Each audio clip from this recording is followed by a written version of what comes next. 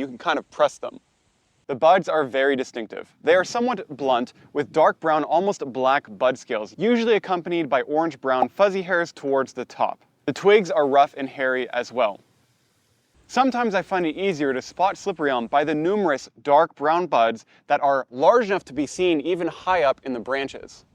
If you take a cross-section of the outer bark, it will be relatively uniform in color, a dark orange-brown, compared to American elm, which has distinct coloration zones almost like an Oreo.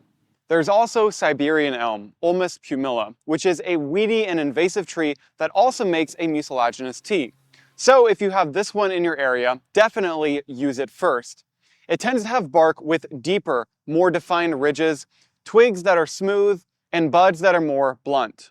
You'll see a lot of claims that slippery elm is endangered or at risk due to overharvesting or Dutch elm disease, but there isn't a lot of literature on this subject. Nonetheless, in my area, the tree is fairly common, and I imagine the same is true for a lot of others like you as well.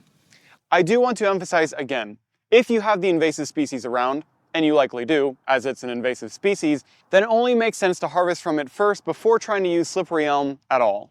But this does bring up a good point, which is the sustainability of harvesting bark for medicine.